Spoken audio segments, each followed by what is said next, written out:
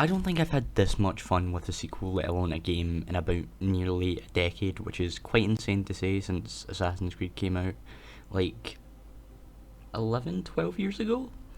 I feel really old, but obviously I'm talking about Horizon Forbidden West, which released very, very recently, and as of the moment of recording this, it's only been around like 3 days since the release of it and has completely taken up all of my time.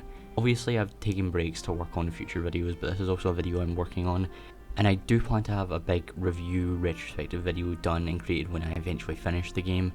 And also, sorry for the lack of videos. Since uni kicked back in January, I have had nearly no time to work on videos or projects, but I have scripts finished, I have games I'm playing and recording, and I have big projects in the works, so stay with me when it comes to those.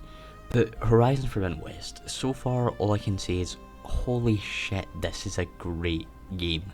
There will not be any spoilers apart from the opening in the first area known as the Dawn. However, I will not talk any major story moments so far, although footage I will be using is from other areas in the game, so obviously if you want to go in completely blind, that is understandable, and enjoy the game when you play it. First off, this game so far is what the pinnacle of a sequel should be. It's not anything different but more and better Horizon. It's literally everything a fan could have asked for.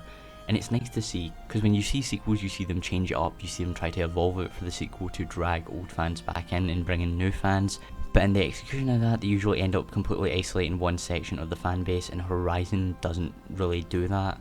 It recaps the story to a good enough degree to allow a new person to jump in, and is extremely welcoming in the beginning, and it's really great to see. Graphically, this game is fucking mental, and it may be probably the best looking game I've ever played.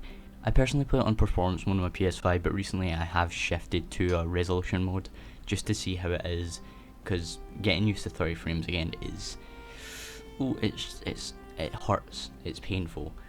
But from a lot of the experience I've had in the resolution mode so far and the 4K screenshots I've seen on like Twitter and Discord, it's absolutely gorgeous. And just normally in the 60 frames per second mode, it is beautiful. Especially for photo mode, which for the first time since Ghost of Tsushima, I'm absolutely obsessed with. I'm sure 30% of my playtime has been spent just taking photos, because this world is so insanely gorgeous, and there's so many great opportunities in the world and the architecture in it. Along with that, the detail in the world is outstanding. I've seen videos of NPCs randomly tripping on rocky terrain, and in game the way the world feels around Aloy as you're parkouring, walking or riding just feels so like natural, so good. I don't know how to explain it. I can't put it into words how just riding around in this world feels and how immersive it really is until you play it. And on to another topic, in the lead up to the game's release, especially on the night, there was such a great atmosphere created. When I was talking to the guys over in the Four Pillars Discord, and as I just watched the countdown there was a feeling of hope that I haven't had since like Red Dead 2, where I was like, this game cannot be bad, like there's nothing in this game that will make it bad for me. And for contention for some people, there may be some story choices they don't agree with, however nothing to the level of like The Last of Us Part 2, but we aren't here to talk about that shit. But I do want to touch on a bit of the story. Now don't click off, no major details will be given, I would just like to give my overall thoughts on it at the moment.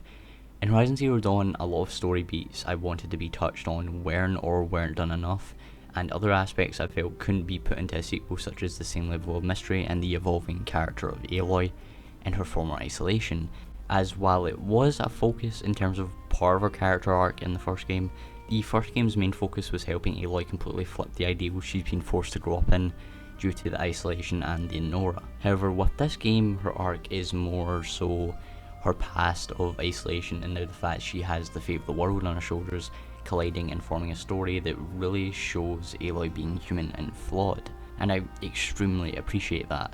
It gives Aloy's character way more depth than what was shown in Zero Dawn, despite her character already having a ton of depth to her. Along with that, the mystery is still there. Not everything is so cut and dry since Zero Dawn, and I'm yet to be able to actually predict anything that happens in this game, and I've been honestly pleasantly surprised by the story beats. It also pays off people who know the lore. It rewards those fans and people who are obsessed with this game, and even though I'm not that person, I can definitely say if you were, you'll be served gold on a platter made of gold because that's how much they reward that knowledge. In the gameplay aspects, everything has evolved and become better. The biggest gripe from Zero Dawn in its combat system was the melee combat that has literally evolved tenfolds in this game, and I can now have fun with these different combos and experimenting on an entire new roster of machines. And of course, machines from Zero Dawn are still there, but just in a lot less numbers, and it makes a great leeway for you to feel like in an entirely different world compared to the previous game. There's also been a ton of more side activities added as well, such as Machine Strike, which is essentially the game's minigame, and it's a bit like chess but a bit more complicated. It's this game's Gwent basically, and I'm absolutely addicted to it because I love the shit out of minigames. They're my bread and butter. I absolutely enjoy them so much. But they also added melee pits to test your combat ability. The hunting grounds are back and funner than ever. And the side stuff in Forbidden West takes a concept associated with these open world games, and because of the entire intrigue of this world we already know a good amount about, they add question mark objectives that have depth. Like, these have quality behind them, they're not as copy and pasted as in other games. And when it comes to other aspects like bandit camps, there's depth to that as well, and it gives you insight into the lore and that respective group's plans, and rewards the player with knowledge and resources that isn't just one long ass note at the end of a bunch of copy and pasted enemies. And keeping in the same topic as depth and being rewarded, the side quests are improved so much from the first game.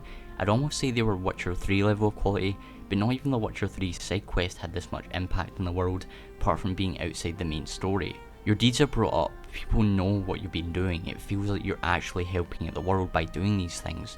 And once again, it feels so insanely rewarding for me as the player.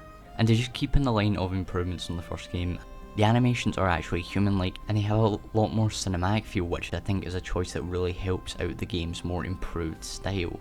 Especially when it comes to dialogue choices, as it more feels like cinematic scenes connected to each dialogue branch, rather than just static conversation created by a dialogue tree. The parkour has also been improved quite a bit and feels way more smooth and even better than some series that have parkour as their main gimmick. Excuse me. It even has a back eject, which makes me really happy. I could have used another H word there, but I won't for the sake of my dignity. But I think that's all I wanted to talk about really quickly. I might have missed out some stuff because I'm putting this together really quick, but my review will be way more in depth, and hopefully you stick around for that in my future projects that I'm working on. If you enjoyed this, make sure to give this video a like, and if you want to see more from me, make sure to subscribe. I've been Aidan, have a good one, and goodbye.